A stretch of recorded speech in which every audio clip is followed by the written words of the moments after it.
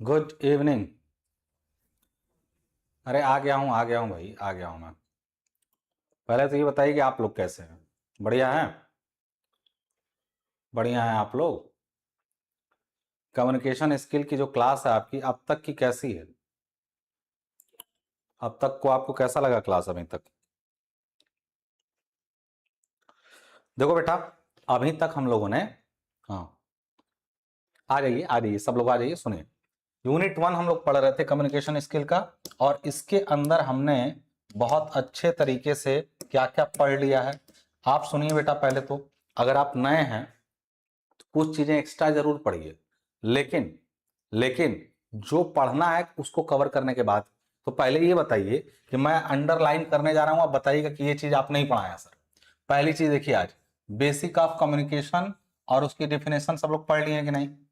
पढ़ लिए कि नहीं? इसको कहेंगे सर ये तो हमने पढ़ लिया है। फिर सर आप 7 C's ऑफ कम्युनिकेशन पढ़ लिए कि नहीं? सर हमने पढ़ लिया है।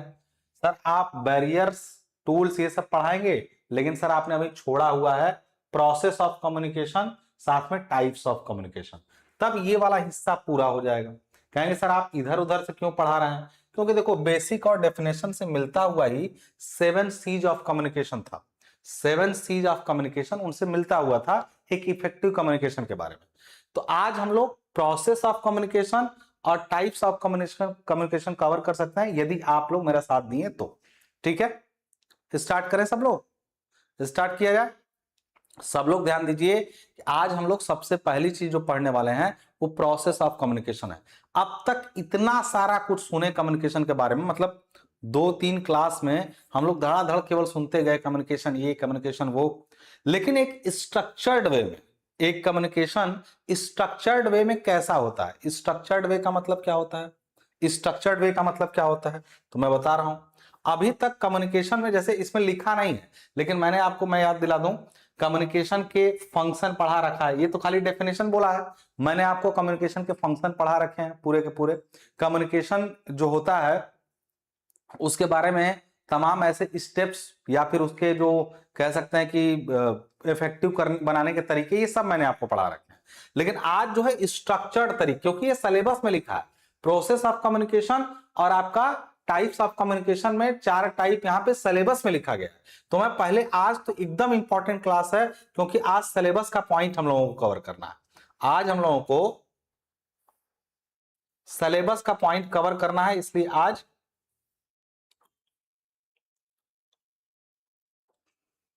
सबसे इंपॉर्टेंट क्लास मैं कहूंगा। आ रहा हूं मैं बस, आज आपका 7 C's हो चुका था, आ रहे हैं हम लोग कम्युनिकेशन प्रोसेस पे। ठीक है, कम्युनिकेशन के प्रोसेस पे क्लियर है सभी को? तो आज मैं कहूंगा कि सिलेबस के पॉइंट से, ज्ञान तो कल और परसों की क्लास में भी हुआ था, लेकिन सिलेबस के पॉइंट से सबसे महत्वपूर्ण क्लास आज है, क्योंकि आज सिलेबस में मेंशन 2 इंपॉर्टेंट पॉइंट्स को हम लोग कवर करने वाले हैं। पहला, प्रोसेस ऑफ कम्युनिकेशन या कम्युनिकेशन प्रोसेस। क्या होता है कम्युनिकेशन की प्रक्रिया? सब लोग जानते हैं, बहुत आसान होती है, लेकिन उसका स्ट्रक्चर होना चाहिए और स्ट्रक्चर के तहत वो चीज होनी चाहिए। कहेंगे सर ऐसा क्यों? तो सुनो बेटा, अगर अभी तुमको अपने कॉलेज में छुट्टी चाहिए, सपोज करो, तो ये थोड़ी तुम जाके कह दोगे कि सर कल नहीं आऊंगा। कह सकते हो तुम, लेकिन ये तरीका नहीं। There is a certain way, एक तरीका है उसको कहने का। आपके मन में कोई विचार आए, आप उस विचार को किसी से कहें, और कहने के और उसके सुनने के बीच में जो प्रोसेस होता है उसको कहते हैं कम्युनिकेशन प्रोसेस। तो आपको लग रहा होगा कि मैं कह रहा हूं आप सुन लिए, कौन सी बड़ी बहुत प्रोसेस हो रहा है इसमें? होता है प्रोसेस। क्या है वो प्रोसेस? तो वो प्रोसेस देखिए कह रहा है कि the communication process is the systematic sequence. वो एक सिस्टमेटिक, सिस्टमेटिक का मतलब समझते हैं ना, जो एक सिस्टम के तहत हो। सिस्टमेटिक सीक्वेंस, सीक्वेंस मतलब एक क्रम है। कम्युनिकेशन क्या है? एक सिस्टमेटिक सीक्वेंस है थ्रू विच, माने जिसके माध्यम से sender creates a message. Sender मतलब बोलने वाला या भेजने वाला, एक मैसेज बनाता है, उसको एनकोड करता है into understandable form, transmit it through an appropriate channel, and the receiver decode, understands and respond to it through feedback.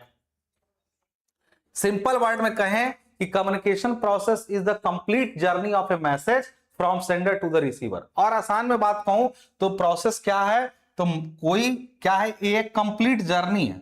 Communication process क्या है, एक कंप्लीट जर्नी है जिसमें एक मैसेज जो है ना वो सेंडर से रिसीवर तक पहुंचता है। सेंडर से रिसीवर तक मैसेज पहुंचने के दौरान जो प्रक्रियाएं हुई वो कहलाती हैं कम्युनिकेशन का प्रोसेस। अब उस दौरान कौन कौन सी प्रक्रियाएं होती हैं, सुन लो बेटा। प्रक्रियाएं जो होती हैं उस प्रक्रिया में इस चार्ट को बहुत अच्छे से समझ लेना, इस चार्ट को बहुत अच्छे से समझ लेना। ये चार्ट क्या कह रहा है आपका, इसको समझ के तब हम इसके जो रिटन फॉर्मेट पे जाएंगे। अगर बेटा कोई इसको समझ लो तो तुम लिखी हुई सारी बातें समझ जाओ।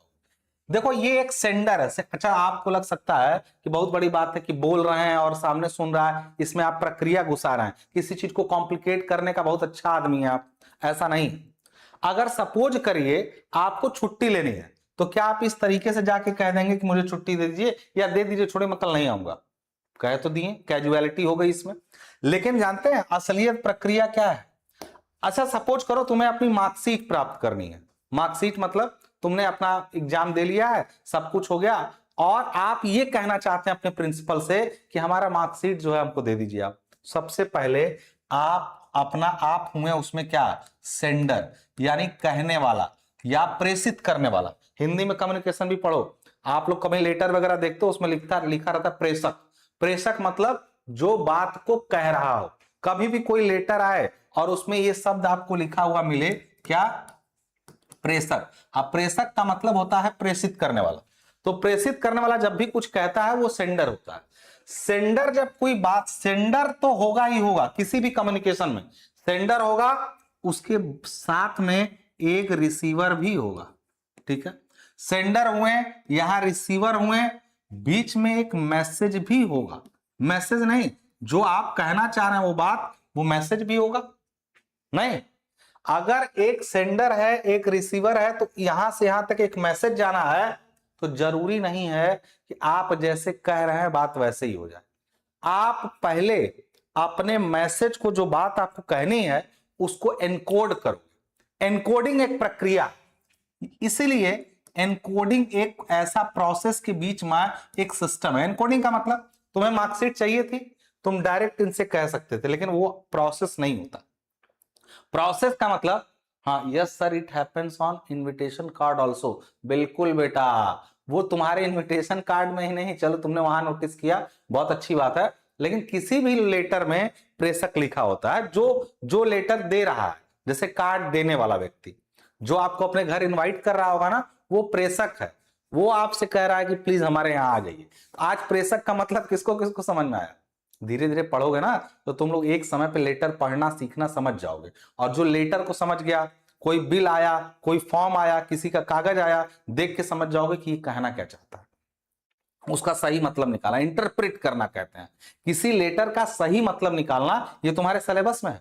और मैं तुमको ये भी बता रहा हूं, यूट्यूब पे तुमको कम्युनिकेशन स्किल बहुत लोग पढ़ाएंगे, लेकिन सच्चाई बता दूं, एक लेटर उनको दे दूंगा वो खुद नहीं पढ़ पाएंगे। अगर मैं एक लेटर दे दूं कि लीजिए पढ़ के इसको बताइए, वो खुद नहीं पढ़ पाएंगे। उसका कारण है, उसका कारण है मैं दिन रात उसी में रहता हूं। मैं दिन रात उसमें, मैं एक्चुअल गवर्नमेंट लेटर्स रिसीव करता हूं, उनके जवाब बनाता हूं, उसमें लूप होल खोजता हूं कि लेटर में कोई कमी है, बस उसी कमी का फायदा उठा लो। ये सारे काम मैं करता हूं। तो आप समझ लीजिए कि आप एक्चुअल उस व्यक्ति से बात कर रहे हैं जो घुस के एकदम देख लेता है कि लेटर में क्या है, कम्युनिकेशन स्किल कैसी है, इसमें क्या कमी है। आपको एक घटना बताऊं, 2 मिनट में सुनना चाहेंगे आप लोग? आपको अपने साथ घटित हुई एक घटना बताऊं, अगर 2 मिनट का टाइम हो, क्योंकि ये बातचीत का विषय है। हाँ ये बातचीत का विषय है, बातचीत का विषय है, तो बात करते करते पढ़ा जाएगा। आप सुनिए, मेरे साथ एक घटना हुई, मेरे साथ का मतलब मेरे ऑफिस में, ठीक है। मेरे ऑफिस में जो बेटा देखो, मैं क्या हूं, तो मैं बहुत छोटा जूनियर इंजीनियर जिसको बोलते हैं। मेरे ऊपर अगर अधिक, मेरे नीचे एक मेरा सहायक होता है जिसको मेट बोलते हैं, ठीक है। इसका कोई टेक्निकल काम नहीं होता है, बस मेरे साथ साथ जुड़ा रहता है, जो मैं कहूंगा उनको करना होता है। इसके ऊपर जब जाएंगे ना, जेई के ऊपर जो होते हैं वो एई होते हैं, असिस्टेंट इंजीनियर। और असिस्टेंट इंजीनियर के ऊपर होते हैं एग्जीक्यूटिव इंजीनियर, ठीक है ना, एग्जीक्यूटिव इंजीनियर।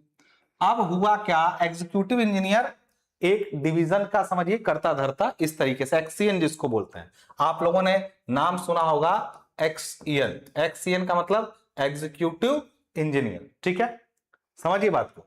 तो सुनने का मन है कि फिर आगे सिलेबस पे चलो, अगर आप लोग का समय बर्बाद लग रहा हो तो मैं आगे सिलेबस पे चलो। हाँ हाँ, अरे बोलो भाई, बहुत जरूरी चीज है।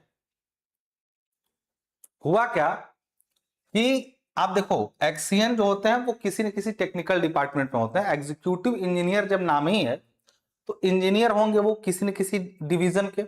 अब उनके जिम्मे एक डिवीजन होता है, ठीक है ना, हाँ, एक डिवीजन उनके जिम्मे होता है। अब सुनो हुआ क्या, अब अगर आपके डिस्ट्रिक्ट में बेटा ये सब आज तक तुम लोग जब समझोगे धीरे धीरे ना, तो तुम्हारा काम अपना जो घर का मैटर फंसा रहता है उसको भी सुलझाना सीख जाओगे। तो सुनो यहाँ पे ध्यान से, तुमको ज्ञान की बात भी बताता चलूं साथ साथ में।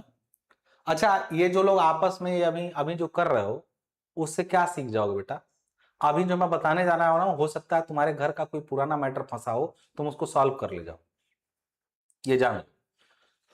और ऐसे घूमोगे तो तुम ये जान ही नहीं पाओगे कि मेरा ये कागज नहीं हो पा रहा, मेरा ये पेपर नहीं हो पा रहा, मैं तुमको तरीका बता रहा हूं, सुनो ध्यान से, बहुत काम आएगा तुम्हारे। एक डिस्ट्रिक्ट में कई सारे इंजीनियरिंग डिपार्टमेंट, हेल्थ से डिपार्टमेंट, जैसे डिस्ट्रिक्ट में क्या होते हैं, हॉस्पिटल्स होते हैं, उसके बाद इंजीनियरिंग डिपार्टमेंट में पीडब्ल्यूडी, ये सब बिजली विभाग, हर हर जिले में, मान लो यूपी पीसीएल है, बिजली विभाग है उसी जिले में आपका ये भी है, क्या कहते हैं, जिसको कहते हैं कि अपना मेरा, जैसे ये पीडब्ल्यूडी है, एक मेरा भी डिपार्टमेंट है, मान लो इरिगेशन डिपार्टमेंट, सिंचाई विभाग जो पानी की सप्लाई देता है आपको नहरों में। इसके अलावा नलकूप है, तमाम तरह के क्या है, हाँ उसमें सुनो, तमाम तरह के डिवीजन है। तो जानते हो एक मजेदार बात, एक नाम सुने होंगे डीएम का, डिस्ट्रिक्ट मजिस्ट्रेट। ये ना इन सारे डिवीजन में जितने लोग हैं सबका एक तरह से रिप्रेजेंटेटिव होता है टू द गवर्नमेंट। गवर्नमेंट सीधे उस जिले के डीएम से पूछती है कि तुम्हारे यहां ये दिक्कत कैसे हुई। जानते हैं क्यों? ये सब लोग कोई भी गलती करेंगे, हालांकि इसमें कुछ अधिकारी, कुछ इसमें के अधिकारी इनसे भी बड़े रैंक के होते हैं, रैंक मतलब पोस्ट उनकी इनसे भी बड़ी होती है, लेकिन जानते हो क्या होता है, ये इनका समीक्षा कर सकता है, ये देख रेख कर सकता है कि कौन क्या कर रहा है, मतलब जिले का मालिक, उसमें चाहे कितनों मालिक हो, सबका मालिक, इसीलिए डीएम कहा जाता है कि बहुत बड़ी पोस्ट होती है, बहुत बड़ी चीज होती है। तो तुम्हारे यहां अगर किसी भी डिपार्टमेंट में तुम्हारी बात ना सुनी जा रही हो, किसी भी डिपार्टमेंट में तुम्हारी बात यदि ना सुनी जा रही हो, तो तुम उठ के कहां जा सकते हो, डीएम के पास। अब देखो वाक्या क्या हुआ हम लोग के साथ में, डीएम साहब तो मान लीजिए जिले के हो गए, एक उसी में एसडीएम होते हैं, एसडीएम, एसडीएम भी एक बहुत बड़ी पोस्ट है, लेकिन एसडीएम प्रसाद, अब तुम ऐसे समझो, तुम्हारे लोगों में से कितने लोग के भाई साहब लोग ग्रुप डी में है, कोई कोई किसी के भैया दीदी ग्रुप डी में है, ग्रुप डी में, तो ग्रुप डी में अक्सर रेलवे या मल्टीटास्किंग स्टाफ होते हैं, छोटा पोस्ट है। ग्रुप डी की सैलरी जो है ना, जो आपके पुलिस कांस्टेबल होते हैं बेटा, पुलिस कांस्टेबल्स, ठीक है ना, पुलिस कांस्टेबल्स जो होते हैं, ये दोनों एक बराबर होते हैं, ठीक, मतलब इनकी सैलरी और बाकी चीजें लगभग एक बराबर होती हैं। ग्रुप सी में कुछ कांस्टेबल्स भी आते हैं, कांस्टेबल ग्रुप सी में है, लेकिन सैलरी लगभग बराबर होती है। आप सुनो ध्यान से आप, लेकिन आप तुमको पुलिस वाला दिखेगा तो तुम अरे बाप रे बाप, ऐसी वाली बात आएगी। लेकिन यहां पे जो ग्रुप डी की बात हो रही है, उसमें रेलवे में तमाम कर्मचारी हैं, या ग्रुप सी में भी छोटे लेवल पे जो पे लेवल पे हैं वो लोग भी हैं, लेकिन इसकी वर्दी की वजह से इसकी पावर बढ़ जाती है। हाँ, जो आपकी वर्दी की वजह से इसकी पावर बढ़ जाती है, क्यों? क्योंकि ये एडमिनिस्ट्रेशन का हिस्सा हो जाता है, एडमिन लेवल पे हो जाता है। इसी तरीके से एसडीएम जो होते हैं ना, वो रैंक में एग्जीक्यूटिव इंजीनियर से छोटे होते हैं। एक बार एक लेटर आया, किसके यहां से? एक लेटर आया एग्जीक्यूटिव इंजीनियर के पास, किस लिए मालूम है? क्योंकि हम लोग के नहरों पे एक पेड़ जो है वो इस तरह से उगा था कि सड़क की तरफ झुक गया था, और सड़क पे उससे यातायात में समस्या हो रही थी। तो किसी ने एसडीएम के यहां शिकायत कर दी, किसी ने एसडीएम के यहां शिकायत कर दी कि भाई उस पेड़ से दिक्कत हो रही है, तो नहर पे पेड़ है तो वो काटेंगे नहीं। एसडीएम ने एक लेटर लिख दिया हमारे एग्जीक्यूटिव इंजीनियर को, किसको, कि आपके यहाँ डिवीजन में ऐसी दिक्कत है, इस पेड़ को कटवाइए। तो उन्होंने जानते लेटर में क्या लिखा कि इस जगह पर ये पेड़ है, इसके वजह से समस्या आ रही है, अतः आपको निर्देशित किया जाता है कि इस पेड़ को जल्द से जल्द हटवाने का कष्ट करें। जैसे ही हमारे एक्सचेंज साहब के यहाँ वो लेटर आया और लेटर में उन्होंने पढ़ा, या उनके जो करिस्पॉन्डिंग होते हैं जैसे हम लोग हैं, हम लोगों ने जब पढ़ा तो उसमें लिखा था क्या, इनके तरफ से एसडीएम साहब की तरफ से आया था लेटर, उसमें लिखा था निर्देशित किया जाता है। अब इनका पारा वहीं से गर्म हो गया। कह रहे हैं, तुरंत इन्होंने लेटर बना के पहले भेजा कि आप ये बताइए कि मैं लोक सेवा आयोग द्वारा चयनित हूं और मैं समूह ए का अधिकारी हूं। समूह ए मतलब जैसे क्लास 1 के ऑफिसर में आ गए, ये होते हैं क्लास 2 के। इन्होंने कहा अच्छा, इनकी पावर इन सब की बहुत ज्यादा होती है, एसडीएम की पावर बहुत बड़ी है। पावर मतलब क्षेत्र में पकड़, प्रशासन इनकी जिम्मेदारी में, इनका कोई खास पावर नहीं है। तुरंत इन्होंने लेकिन लेटर बनाया और कहा कि आप ये बताइए कि किस हिसाब से आप हमें निर्देशित कर सकते हैं। निर्देश देने का मतलब हुआ कि आप डायरेक्शन दे रहे हैं। इन्होंने कहा, इनको कहना चाहिए था अपने लेटर में क्या, अतः आपसे अनुरोध किया जाता है, अनुरोध किया जाता है। समझ रहे बात को? यानी मेरा कहने का मतलब समझ रहे हैं, इनके इस एक शब्द निर्देशित की वजह से ये सस्पेंड हुए हैं, इनका जवाब तलब हो गया है। जवाब तलब का मतलब कैसे हिम्मत हो गई आपकी। और इनकी गलती क्षम्य नहीं है, ये मत सोचिएगा कि ये छोटी बात है और इनको अरे यार हो गया बाय मिस्टेक। हालांकि ये गलती इन्होंने की भी नहीं होगी। जानते कौन किया होगा? इनके साथ में जुड़े रहते हैं इनके असिस्टेंट, जूनियर असिस्टेंट का फॉर्म आता है, अब वही जूनियर असिस्टेंट प्रमोट होकर सीनियर असिस्टेंट बनते हैं, और वही सीनियर असिस्टेंट लेटर टाइप किया होगा। लेटर टाइप करते समय एसडीएम साहब ने ध्यान दिया नहीं होगा, साइन करके दे दिया होगा, क्योंकि उनके पास रोज साइन करने के लिए बहुत लेटर आते हैं। इस इनके अधीनस्थ मतलब इनके सबऑर्डिनेट में एक व्यक्ति की गलती से गए काम से। इसीलिए जब भी कोई लेटर हम लोग के लिए आता है तो हम लोग पहले उसको पढ़ते हैं कि कहीं कोई उसमें ऐसी बात तो नहीं है जो विशेष है। तो ये है कम्युनिकेशन का एक जीता जागता सबूत आपके सामने, और ये वास्तविक घटना है, ये एक वास्तविक घटना है जो हुई है। समझ में आ रही बात? हाँ, एक वर्ड से पहले होता है जवाब तलब कि इस पर पहले सस्पेंड नहीं किया जाता है, पहले लेटर तुरंत यहां से इन्होंने भेजा कि आप कैसे निर्देशित कर सकते हैं, इसका स्पष्टीकरण दीजिए। स्पष्टीकरण का मतलब होता है क्लैरिफिकेशन, क्लैरिफिकेशन का मतलब होता है आप इस पर अपनी बात कहिए कैसे ऐसा हुआ। इनको एक मौका दिया जाएगा कि आप अपना पक्ष रखिए, लेकिन अगर ये सही तरीके से नहीं रखें तो गए काम से। उसके लिए उनको सजा होगी, सजा इन द सेंस सस्पेंशन होगी। सजा मतलब कोई फांसी नहीं दे दिया जाएगा, बट लेटर में उनको एक मतलब कहा जाएगा कि आप मतलब आपका तरीका नहीं काम करने का सही। तो this is what communication means. समझ में आ रही? समझ में आ रही बात? यहां पे मैंने क्या समझाया, कितने लोगों को मेरी बात समझ में आई? बात समझ में आ रही है? कितने लोगों को ये बात समझ में आई जो मैंने समझाने का प्रयास किया? तो this is what communication means. यदि आप प्रोसेस के अंदर काम नहीं करेंगे, नहीं सही से चीजों को देखेंगे, तो ये होगा आपके साथ। इसलिए आपको ये सब्जेक्ट पढ़ाया जा रहा है। हमेशा समझाता हूं कि किसी चीज को पढ़ना बहुत आसान है, लेकिन उसको जीवन में अपने उतारना, समझना कि कब उसका यूज करना बहुत मुश्किल है। बहुत बढ़िया बेटा, बहुत सारे लोगों को समझ में आया, बहुत अच्छी। तो क्यों ना हम लोग प्रक्रिया को समझें। प्रक्रिया को समझने के दौरान मैंने बोला कि सेंडर कोई मैसेज, देखिए सेंडर वो व्यक्ति है जो, जैसा आप देखिए उन्होंने मैसेज भेजा, फिर उस मैसेज वो लेटर जो हुआ, अच्छा ऐसा नहीं कि एसडीएम साहब बोले होंगे यार, वो एसडीएम साहब का असल में मालूम है क्या कहे होंगे, अपने सबऑर्डिनेट से, सबऑर्डिनेट मतलब उनके अधीनस्थ जो व्यक्ति रहा उससे कहे होंगे आज सारी पीडीएफ लगवा दूंगा, आज सारी पीडीएफ लगवा दूंगा, ठीक है। हाँ,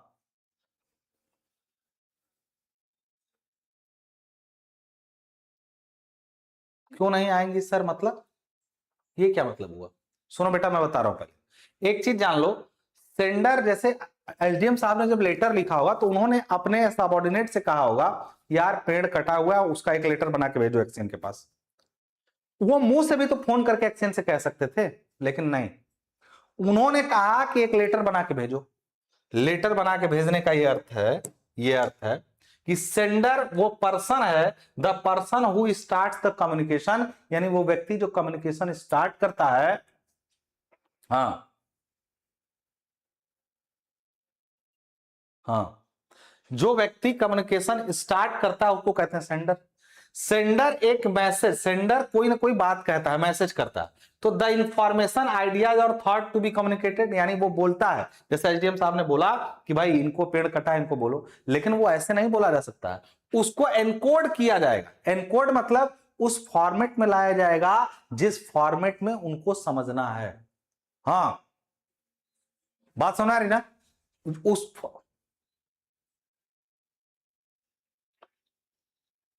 आयुष मिश्रा, अगर हर समय तफरी करने के लिए आए हो तो बेटा जाओ यहां से। अगर हर समय तुमको रोज मैं देखता हूं, अगर तुम तफरी करने आए हो तो फिर लटके रह जाओगे, कोई मतलब नहीं निकलेगा। यहां आए हो तो कुछ लेके जाओ सीख करके। फालतू बात हर समय नहीं अच्छी लगती है। कॉमेडी एक नशा है, जोक एक नशा है, जो शराब और सिगरेट से भी खतरनाक है। जिसको कॉमेडी का नशा हो जाता है, जो बात बात में कॉमेडी करता है, वो जिंदगी में अगर देखो कोई चीज की अधिकता अच्छी नहीं है। मौज मस्ती अपनी जगह है, लेकिन जब वो अधिक हो जाता है तो बाकी नशे से ज्यादा खतरनाक है। मोटिवेशन नशा है, कुछ बच्चे रोज मोटिवेशन वीडियो देख रहा है, उनको लग रहा है मोटिवेशन वीडियो देखें बहुत अच्छा काम करेंगे। कॉमेडी रोज सुन रहा है कि हंसना बहुत अच्छी चीज है। दीज आर टू ड्रग्स जिसके बारे में कोई बात नहीं करता है। ये ड्रग्स हैं, ज्यादा हंसना, हर समय तफरी करना, और ये आजकल इसको, अच्छा ये ऐसे ड्रग्स हैं जिनके बारे में कोई बात नहीं कर रहा है, कोई अभी इस पर बात नहीं कर रहा है। एक समय आएगा कि पूरी जनरेशन हे करे लगी हुई है, क्योंकि वो किसी चीज को लेकर सीरियस नहीं हो रही है। खत्म हो जाएगा मैटर बेटा, ऐसा मत करो। तुमको मेरे पास जो भी नॉलेज मिलेगी ना, वो तुम्हारे यूट्यूब पर जितने लोग जो बातें कह रहे हैं उससे एक कदम आगे की मिलेगी, एक कदम आगे की मिलेगी, ये जान लो। सेंडर वो व्यक्ति है जो सोर्स है, actually the person who starts the communication. Message उनका था कि पेड़ कटवा दो, लेकिन the process of converting ideas into word, symbol और साइंस, यानी अपने आइडिया को किसी वर्ड में, सिंबल में और सिग्नल्स में चेंज करने की प्रक्रिया कहलाती है इनकोडिंग। यानी मैसेज, अब तक देखो इन्होंने, ये व्यक्ति हैं, इन्होंने एक बात कही, उसका एक लेटर टाइप हो गया, उस पर उन्होंने साइन कर दिया। अब वो एक चैनल के माध्यम से, मतलब वो बाई पोस्ट या रनर, एक पोस्ट होती है सरकारी विभागों में, डिपार्टमेंट्स में एक पोस्ट होती है रनर की। रनर वो व्यक्ति होता था पहले जो यहां का लेटर वहां लेके भागता था। बात समझ रहे ना? वो लेटर का भागना, उसका एक पोस्ट, तुम लोग पोस्ट भी जानते रहो कि कैसी कैसी पोस्ट होती है। अब रनर की पोस्ट को खत्म कर दिया गया क्योंकि बाई पोस्ट भेज दिया गया उन्होंने। चैनल वो चीज होती है, medium, the path through which the message travels, माने मैसेज जो आपका है वो किस माध्यम से गया, तो मान लो बाई पोस्ट भेजा गया या किसी व्यक्ति के माध्यम से पूछा गया, तो उसको कहते हैं चैनल या मीडियम। उसके बाद आता है रिसीवर, यानी जिस व्यक्ति के पास मैसेज पहुंचा, रिसीवर है, कह रहा कि the person who receives the message. अब रिसीव किया उन्होंने मैसेज, कौन व्यक्ति? वो व्यक्ति जो अक्सर करके उनका सबऑर्डिनेट होगा।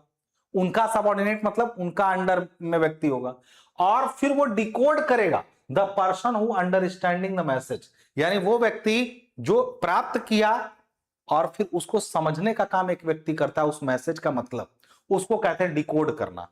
इन सब के बीच में, अच्छा तुमको लगा होगा कि अरे सर समझ गए कौन कौन होता है। सर कम्युनिकेशन के प्रोसेस में 7 चीजें होती हैं। क्या सर? एक होता है sir sender, message, encoding, channel, receiver और डिकोडिंग। कोई मैसेज इनकोड हुआ है तो डिकोड भी होगा, तभी रिसीवर को ठीक से समझ में आएगा। सुनिए सुनिए, इन सब के बीच में, 6 चीजों के बीच में एक चीज होती है नॉइज, यानी इंटरफेरेंस और बैरियर। अगर इसके बीच में कोई भी दिक्कत आ रही है, अभी थोड़ी देर में समझा रहा हूं मैं, अभी तुरंत बताऊं कि इसका असल मतलब क्या होता है। नॉइज किसको कहते हैं? आपको सुनने में लग रहा है ये तो नॉइज तो हम सुने, शोरगुल, हल्ला, नहीं। नॉइज असल में किसी भी कम्युनिकेशन में दिक्कत को कहते हैं। किसी भी कम्युनिकेशन में जब दिक्कत होती है तो उसको हम लोग कहते हैं कि नॉइज है।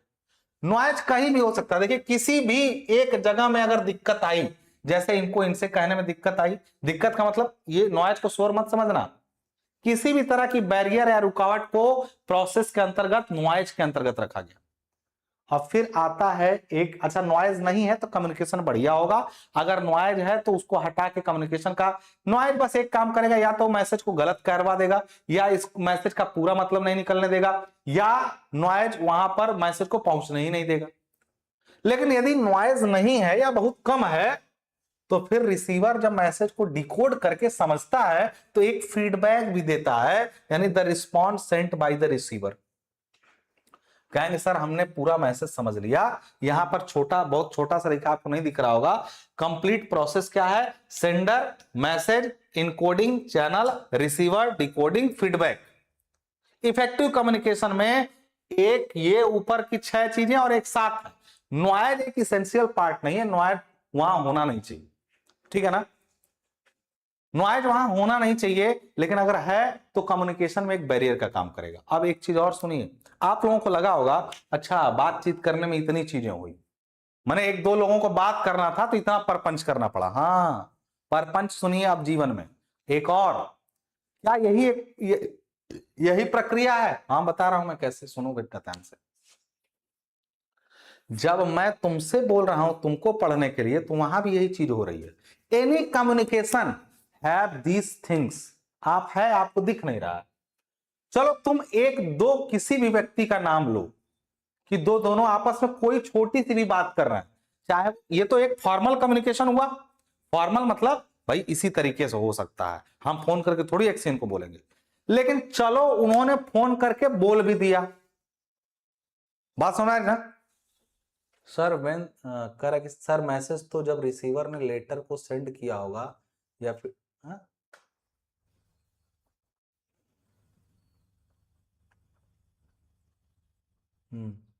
आपकी बात नहीं समझ में आई हर्ष, पहले सुनिए मेरी बात, मैं बता रहा हूं, आप अच्छे से मैसेज टाइप करिए, मैं आपकी बात पूरा नहीं समझ पा रहा हूं, थोड़ा ठीक से लिखिए, कुछ मिसिंग है। आप सुनिए मैं क्या कह रहा हूं, ये सारी प्रक्रिया में आपको लगा होगा एक तो एक फॉर्मेट है, वो लेटर से ही भेजेंगे, चलो उन्होंने फोन कर दिया, हाँ, तब भी ये सब हुआ, कैसे जानते हैं, सुनिए कैसे हुआ। सेंडर थे एसडीएम साहब, उन्होंने फोन किया, पहले तो उनके पास एक मैसेज होगा, तो सेंडर और मैसेज तो होंगे ही, माने एक बात है तो वो बात एक मैसेज ही है, एक सूचना है, एक इंफॉर्मेशन है, कुछ भी है तो वो मैसेज ही है, पेड़ हटवा दीजिए एक मैसेज, यानी दो चीजें तो तब भी मिलेंगी।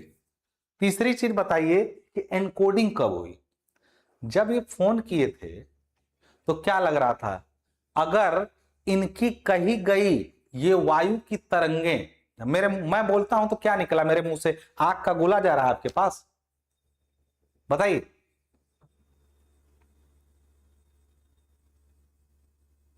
क्या चीज डायरेक्ट इंग्लिश में ट्रांसलेट कर देते। सुनो बेटा मैं क्या कह रहा हूं, मैं कह रहा हूं कि जब मैं मुंह खोला तो क्या आपके पास कोई ऐसी चीज गई आग का गोला टाइप। उन्होंने कहा सर मैसेज तो जब रिसीवर ने लेटर को सेंड किया तो ये लेटर फीडबैक होगा ना, नहीं, हाँ फीडबैक, उसको उसको याद, देखो फीडबैक वही होता है जब रिसीवर से कोई चीज, देखो ये घूम कर कैसे गया फीडबैक और वापस फीडबैक सेंडर के पास गया, वही मैसेज ये है, अब मैसेज वहां से डिकोड होके फिर वो मैसेज एक फीडबैक के रूप में आया इनके पास, सही है। मैं ये कह रहा हूं कि जब मेरे बोलने से यहां क्या गया आपके पास, जानते हैं, जब हम लोग मुंह खोलते हैं ना तो अपनी जीभ से, जिसकी जीभ काट दो वो नहीं बोल पाएगा, बोलेगा वो समझ में नहीं आएगा, तो जब मैं बोलता हूं तो मेरी जीभ ऐसे घूमती है और हवा की तरंगों को चीरते हुए जीभ आपके पास पहुंच रही है, अगर आप सामने खड़े हैं तो, नहीं तो मेरी बोली हुई ये बात एक एनालॉग सिग्नल के फॉर्म में, मैं साइंस का भी विद्यार्थी रहा हूं, तो रहा हूं क्या मतलब इंजीनियर हूं तो साइंस तो जानता ही होगा, जब मैं बोल रहा हूं, जब मैं, क्या क्लियर नहीं दिख रहा बेटा, अच्छा क्लियर नहीं दिख रहा, क्लियर नहीं दिख रहा तो परेशान मत होइए, अभी हो जाएगा, जब मैंने कुछ, अच्छा ब्लर हो रहा है क्या, ब्लर हो रहा है क्या,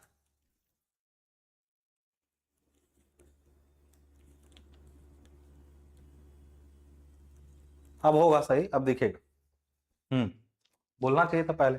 मैंने कहा यहां पे कि जब मैं यहां से मुंह खोला तो मेरी कही हुई एनालॉग सिग्नल आपके फोन में पहुंची और वो डिजिटल सिग्नल में चेंज हो गई। डिजिटल सिग्नल मतलब फोन जो है वो आपकी बातों को सुना और उसको डिजिटल सिग्नल में चेंज कर दिया। यानी आपकी कही हुई बात पहले मोबाइल फोन के माध्यम से इनकोड हुई। एनकोड मतलब जितने भी आपकी बात, आइडियाज, वर्ड्स ये थे, उसको सिंबल, सिग्नल, साइन में बदल दिया गया। अब जब ये जाएगा चैनल मतलब सैटेलाइट या फिर नेटवर्क, वो यहां पे चैनल का काम करेगा। चैनल मतलब मीडियम। इनकी कही हुई बात, इनका मैसेज इनकोड हुआ सिग्नल्स में, वो सिग्नल सैटेलाइट या टावर के माध्यम से, यानी एक चैनल के मीडियम से रिसीवर के फोन तक पहुंचे, यानी उनके फोन तक पहुंचा और उनके फोन में आया ना, तो सिग्नल्स फिर से एनालॉग में कन्वर्ट हुए और उनको एक आवाज सुनाई दी। तो वहां भी वो इसको बोलते हैं, यहां तो इनकोडिंग डिकोडिंग बोल रहे हैं। जब कंप्यूटर साइंस आईटी सिस्टम आप पढ़ेंगे, अभी एक सब्जेक्ट आईटी सिस्टम, हो सकता है कुछ लोग अगले सेमेस्टर में पढ़े, कुछ लोग इसी सेमेस्टर में पढ़े। तो आईटी सिस्टम अगर आप कहेंगे तो मैं पढ़ाऊंगा, चाहे जिसको जो टीचर पसंद आए उनसे पढ़ लीजिएगा।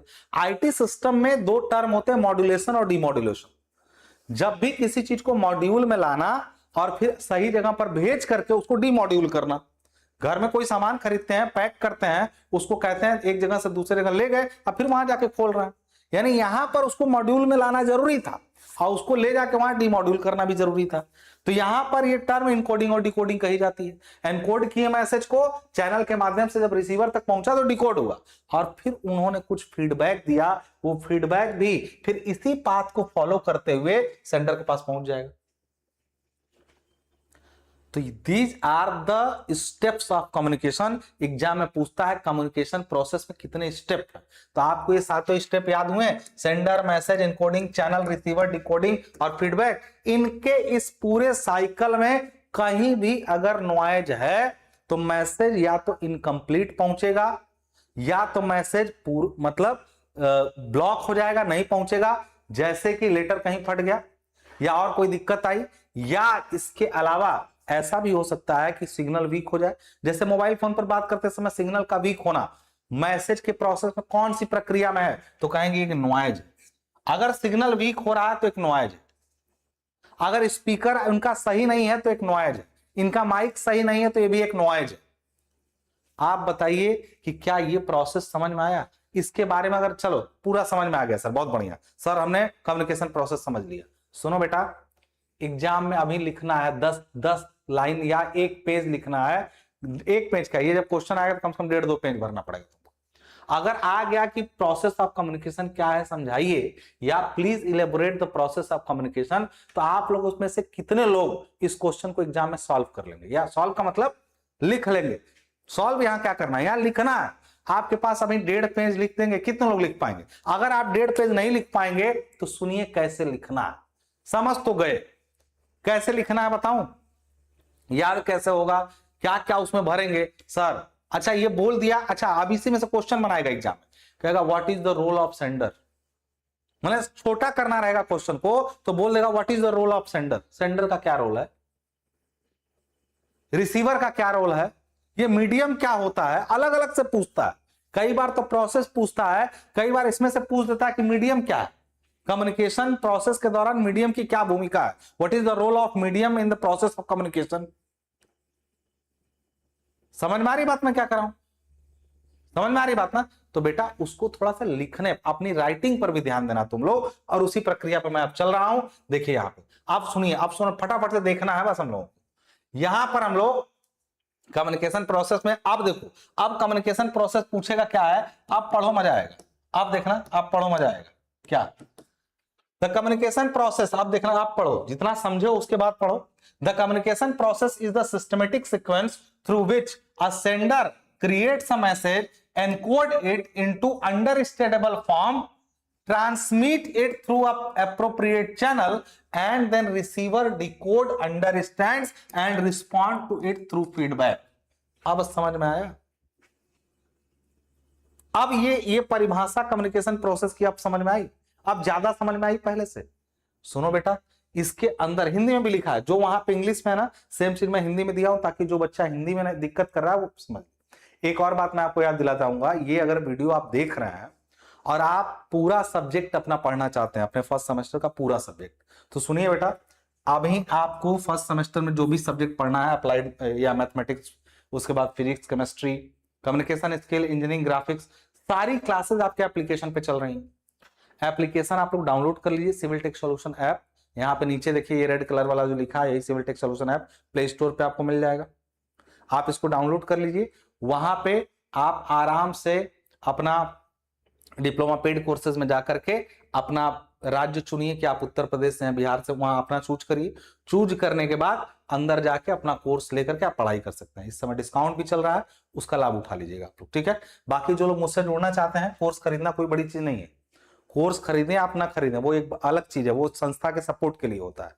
जब भी आप कोई कोर्स खरीदते हैं तो हमारे साथ में जो ये काम करने वाले लोग होते हैं उनको लाभ होगा, वो और अच्छा काम करते हैं, ठीक है। लेकिन आप यहां पे जुड़िए, हम फ्री में भी बहुत कुछ आपको सिखाएंगे। ये इंस्टाग्राम आईडी है, आपके जीवन के हर मोड़ पे मैं आपसे एक वादा करता हूं। बच्चों, जब मेरी नौकरी लगी तो लोगों को लगा मैं पढ़ाना छोड़ दूंगा या अपनी बातें, मैं पहले से और बेहतर और सटीक रिफाइंड नॉलेज लेके आया। हाँ, मैं एक रिफाइंड जो है और चीजें लेके आया। हाँ,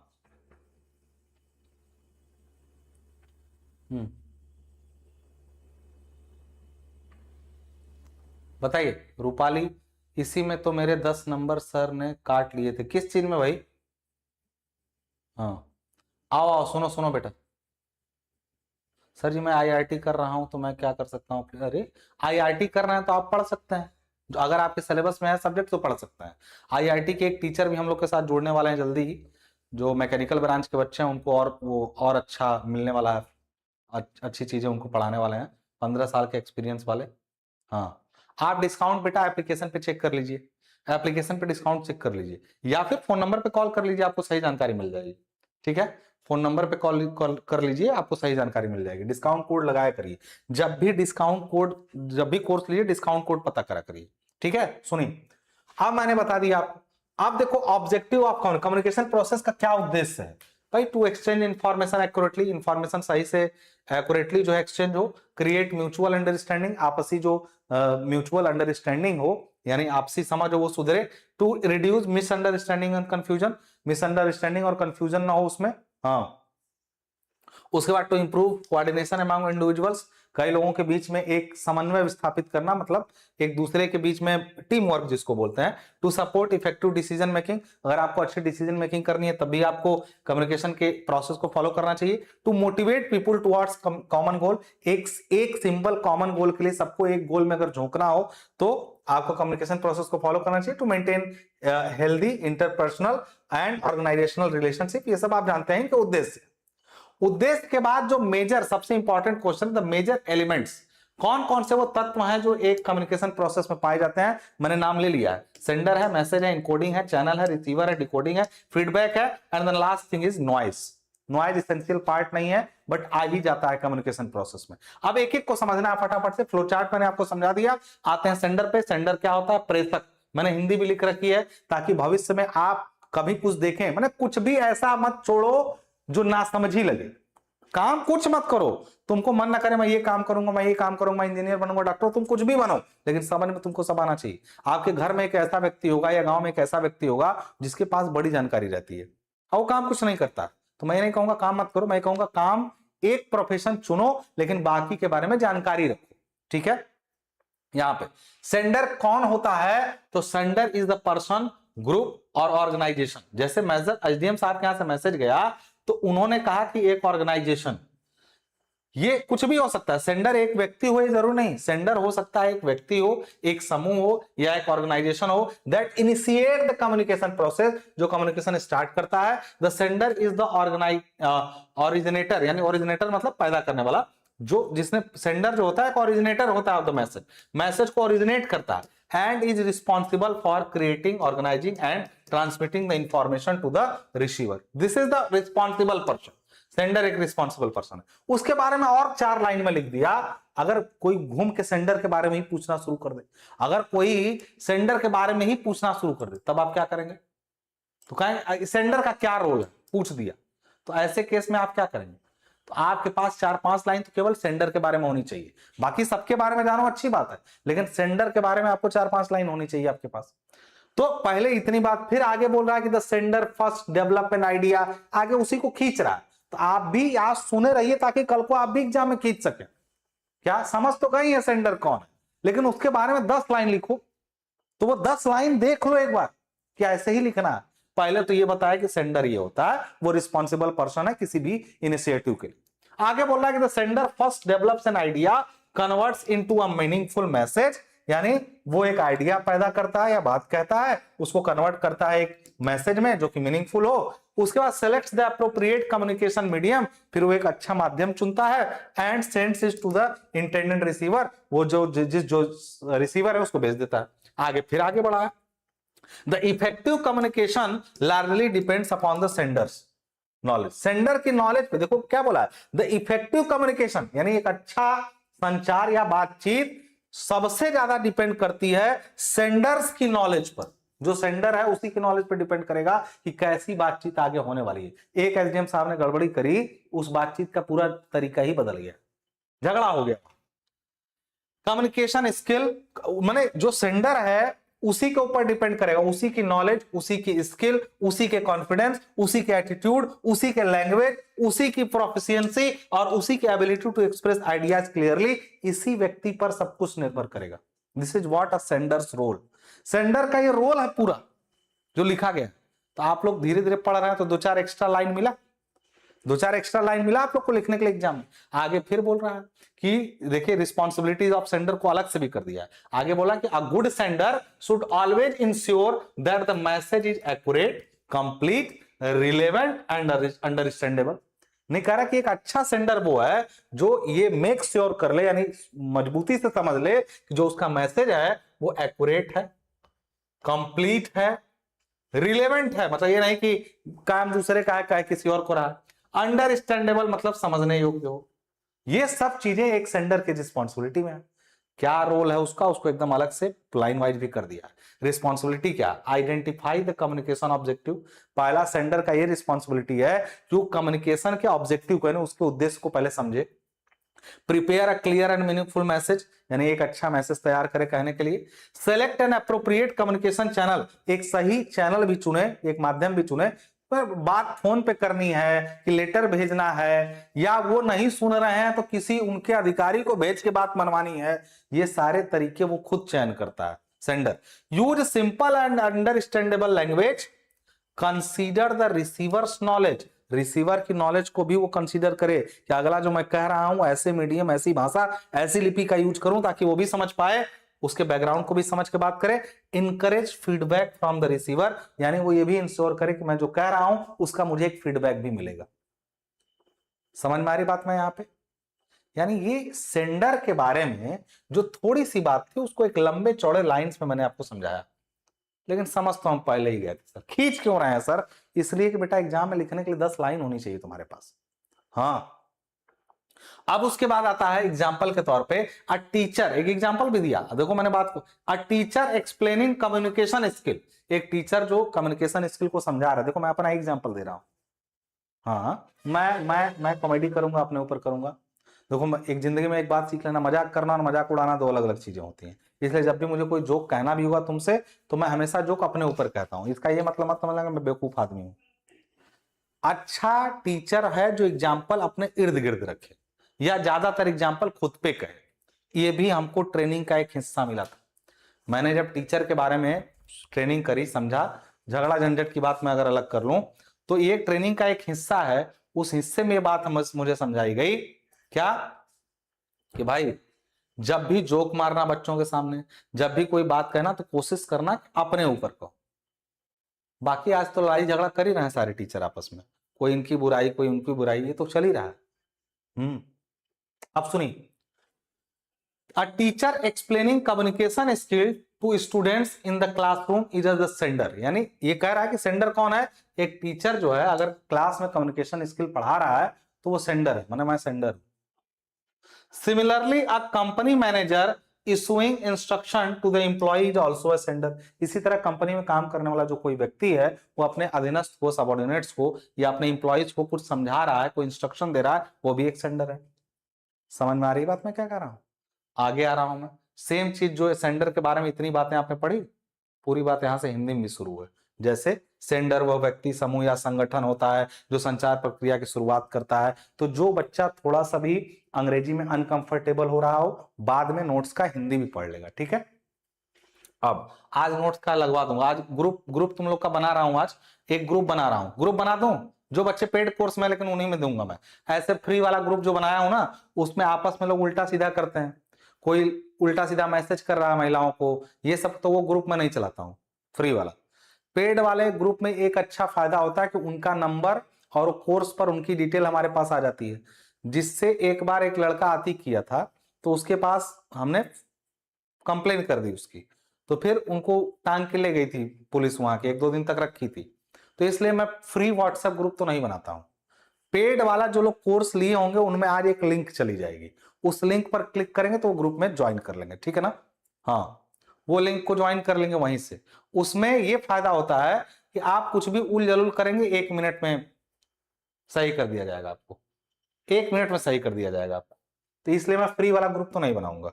जो पेड बच्चों, क्योंकि बहुत सारे महिलाओं को दिक्कत किए थे सब, उसके बाद से मैंने वो काम छोड़ दिया। अब आइए, दूसरा चीज क्या था, सेंडर के बाद मैसेज था। अब मैसेज क्या है, तो अब message is the core content. Core content मतलब मुख्य चीज और information that the sender tends to communicate to the receiver. जो बात सेंडर कहना चाहता है, हाँ सुनिए, जो बात कोई सेंडर कहना चाहता है वही मेन कंटेंट जो होती है वो मैसेज कहलाता है। द मैसेज में कंसिस्ट ऑफ आइडिया। मैसेज में आइडिया, फैक्ट, ओपिनियन, इंस्ट्रक्शन, यही तो गलती हुई थी उनको। अच्छा, सजेशन भी दे सकते थे वो रिक्वेस्ट भी कर सकते थे। मैंने कहा ना, देखिए द मैसेज में कंसिस्ट, यानी मैसेज में हो सकता है क्या, कोई आइडिया, कोई फैक्ट, कोई विचार, instruction, suggestion, emotion, request, question, report, warning and any other information that sender wishes to convey. लेकिन उनको क्या करना चाहिए था, अभी मैंने जो एग्जांपल आपको दिया था, उनको अपने मैसेज में क्या करना चाहिए था, या तो वो बहुत ज्यादा सजेशन भी नहीं दे सकते हैं, गलत सजेशन भी बराबर वाले को दिया जाता है, वो एक रिक्वेस्ट डाल सकते थे, या फिर कुछ नहीं, वो रिक्वेस्ट ही डाल सकते थे। अब वो लगे अपने बड़े व्यक्ति को इंस्ट्रक्शन के रूप में लिखने अपने मैसेज को इनकोड करते समय अगर इंस्ट्रक्शन दें अपने बड़े व्यक्ति को, अपने प्रिंसिपल को आप कहिए कि आपको निर्देशित किया जाता है कि हमको छुट्टी दे दीजिए, तो कहेगा अच्छा तो ठीक है, आपका निर्देश का पालन होगा। तो इंस्ट्रक्शन देना गलत बात है, अपने बड़े व्यक्ति को वार्निंग देना तो भाई बहुत बड़ी बात हो गई, उनसे क्वेश्चन करना ये भी गलत बात है। उनसे बस आप एक ही चीज कर सकते हैं, request. This is what communication means. हाँ ठीक है, आइए तो ये मैसेज के बारे में। अब मैसेज के बारे में भी पूरी बात है, मैंने जितनी चीजें थी सबके बारे में बात। एग्जाम्पल के तौर पे बोला गया कि college principal sends a notice, कोई कॉलेज प्रिंसिपल नोटिस दिया कि the internal exam will begin on 5 August 2026 at 10 AM और student must carry their admit card. अब यहाँ टीचर ने जब प्रिंसिपल साहब ने बोला है तो उन्होंने आदेश दिया है ऑल स्टूडेंट मस्ट कैरी, यानी उनमें एक रिक्वेस्ट नहीं था, एक आदेश था, एक ऑर्डर था। Here the notice is the message, यानी ये जो नोटिस है ये मैसेज है, और मैसेज में एक ऑर्डर एक तरीके से, या वार्निंग है कि अगर नहीं लाए तो नहीं एग्जाम देने दिया जाएगा। This is what message means. तीसरी चीज होती है इनकोडिंग। इनकोडिंग का क्या मतलब होता है, तो इनकोडिंग वो चीज है जो मैसेज को, जैसे according to the process of converting an idea, encoding जो है वो प्रोसेस है किसका, अपने आइडिया, थॉट्स या इंफॉर्मेशन को कन्वर्ट करना किसी एक मैसेज में, किसी एक फॉर्मेट में, ताकि वो समझा जा सके। This process is known as encoding. हमने जब बोला ना कि सेंडर एक व्यक्ति है, मैसेज एक ऑब्जेक्ट है, लेकिन एनकोडिंग डोकोडिंग एक प्रोसेस है। तो आप यहां देख लीजिए, इनकोडिंग का यही मतलब होता है। आप हिंदी में भी पढ़ सकते हैं, प्रक्रिया जिसके द्वारा प्रेषक अपने विचारों, भावनाओं या सूचनाओं को ऐसे शब्दों, संकेतों, प्रतीकों या चित्रों द्वारा हाव भाव में परिवर्तित करता है जिन्हें प्राप्त करता आसानी से समझ सके। उन्होंने लेटर में चेंज किया था। एनकोडिंग के बाद अगली चीज जो आती है वो है चैनल या मीडियम। द चैनल और मीडियम इज द पाथ और method through which the message travels from the sender to the receiver. यानी एक माध्यम मीडियम जिसकी मदद से पहुंचता है। Selecting an appropriate communication channel is one of the most important decision in the communication process. Communication process में सबसे कठिन प्रक्रिया एक सही माध्यम का चुनना, बातचीत का एक सही तरीका। फलानी से बात कर रहे हैं और रात में जो है और उसी समय नेटवर्क कटने लगा, तो पापा का फोन वेटिंग में आ जाएगा, तो ऐसा कर देते हैं कि व्हाट्सएप कॉल करते हैं, तो पापा का फोन वेटिंग में आएगा तो पता ही नहीं चलेगा। लेकिन व्हाट्सएप पे तो नेटवर्क इशू है, सही से आवाज नहीं जाएगी। तो सही नेटवर्क मीडियम चुनना बहुत जरूरी, ताकि आपकी जो इंपॉर्टेंट बातचीत चल रही थी अभी फलानी से, वो ब्रेक ना होने पाए। ठीक है, this is what channel means और मीडियम मीन्स। आगे आ रहे हैं हम लोग, सेम चीज, अगली चीज रिसीवर, अगला व्यक्ति रिसीवर, प्राप्त करता। The receiver is the person, ये बहुत इंपॉर्टेंट पर्सन नहीं है लेकिन मैसेज इसी के पास पहुंचना है। The receiver is the person, group और organization for whom the message is intended. The receiver is responsible for the receiving, interpreting, understanding and responding to the message. इनका काम है मैसेज को प्राप्त करना, समझना, उस पर इसको डिकोड करना और उसके बाद एक फीडबैक भी देना, ये रिसीवर का काम है। फिर आते हैं हम लोग किस पर, एक गुड रिसीवर की क्या क्वालिटी है। एक अच्छा रिसीवर वो होगा जो अच्छा श्रोता होगा, बी एन एक्टिव लिसनर, वो ठीक से चीजों को समझे। पहले हमारे एक्सेंट साहब बहुत अच्छे से लेटर को पढ़े, आज जैसे निर्देशित देखे तो वैसे रेल दिए, यानी पे फुल अटेंशन, ध्यान से पढ़े, ओपन माइंडेड हो, यानी सामने वाले की बात को ओपनली सुने, अपने कंजर्वेटिव माइंड का यूज ना करे। कंजर्वेटिव कौन होता है अभी थोड़ी देर बाद बताऊंगा अगली क्लास में। Interpret the message correctly, in message को ठीक से इंटरप्रेट करे। इंटरप्रेट मतलब उसका सही मतलब निकालना। इंटरप्रेट ये शब्द बार बार याद रखना बेटा, इंटरप्रेट इसका मतलब होता है किसी चीज का सही मतलब निकालना। फिर आता आस्क क्वेश्चन व्हेनेवर रिक्वायर्ड, अगर कोई बात नहीं समझ में आई तो पूछने का काम भी रिसीवर का है। अवॉइड अननेसेसरी अजम्पशन, अपने मन में पहले से कोई धारणा बना के ना बात को सुने। जैसे हमने बोला यार ये काम हुआ है, पहले से मन में चल रहा है कुल काम हम ही से कहते हैं, ये वो दुनिया भर का, तो पहले से अजम्पशन बना के कोई बात जब रिसीवर सुनता है तो वो रिस्पॉन्ड करता है जो असल में उसने रिएक्ट किया था और उसको रिस्पॉन्ड समझ रहा था। रिस्पॉन्ड और रिएक्ट में बहुत छोटा सा अंतर है, समय के साथ आप समझेंगे। प्रोवाइड टाइमली फीडबैक, यानी समय से एक फीडबैक दे और रेस्पेक्ट द सेंडर, और सेंडर का रेस्पेक्ट करे उसकी बातों का। ये हुआ एक रिसीवर। आगे आता है डिकोडिंग। डिकोडिंग का मतलब होता है अर्थ निकालना मैसेज का। Decoding is the process by which the receiver interpret, analyse and understand the encoded message sent by the sender. Sender द्वारा भेजे गए मैसेज का सही मतलब निकालना ही उसका डिकोडिंग करना कहलाता है। While the sender converts through thoughts into word, symbol और गेस्चर, यानी अगर सेंडर ने अपनी बात को हाव भाव से या लेटर से कहा है तो रिसीवर की जिम्मेदारी है उस हाव भाव लेटर को वापस से अपने विचारों में बदलना कि उसका मतलब क्या है। सक्सेसफुल कम्युनिकेशन के लिए बहुत जरूरी है कि एक्यूरेसी डिकोडिंग और इनकोडिंग दोनों में हो। ये हुआ डिकोडिंग। अब फिर आते हैं हम फीडबैक पे। भाई फीडबैक इज द रिस्पॉन्स और reaction given by the receiver after receiving, understanding and interpreting the message. Message को सोचने समझने के बाद इसके द्वारा दिया गया एक प्रतिक्रिया होती है फीडबैक, जो कि जरूरी है। लास्ट में आता है नॉइज। नॉइज क्या है, तो नॉइज एक बैरियर या संचार में बाधा। Noise refers to any obstacle, disturbance or interference that prevents the accurate transmission, reception or understanding of the message। Message को सोचने समझने, एनकोड डिकोड करने में यदि कोई भी दिक्कत आ रही है तो उसको हम लोग नॉइज कहते हैं। और फिर कह रहे हैं noise does not always means loud sound. Noise का मतलब केवल एक लाउड साउंड नहीं होता है। मैंने ये चीज लिखी है जो बात मैं आपको समझा रहा हूं, ये कोई लाउड साउंड नहीं है। It includes every factor that distort communication, यानी ये हर वो चीज को नॉइज आप कहेंगे जो कम्युनिकेशन को डिस्टॉर्ट करेगी, यानी बिगाड़ेगी।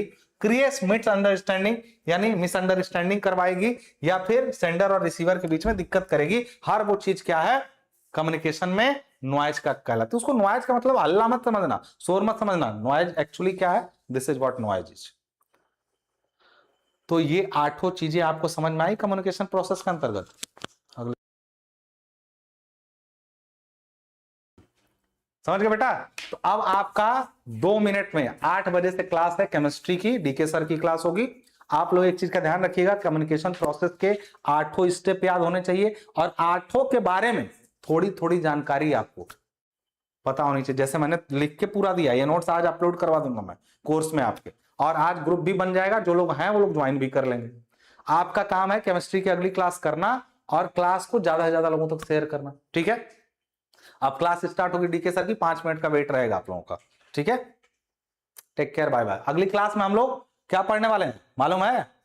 बहुत जरूरी चीज, क्या क्या? टाइप्स ऑफ कम्युनिकेशन, सबसे जरूरी है वो टाइप्स ऑफ कम्युनिकेशन, जिसमें formal, informal, verbal, non verbal और कम्युनिकेशन के चैनल्स के बारे में भी पढ़ेंगे अगली क्लास में। ठीक है, धन्यवाद।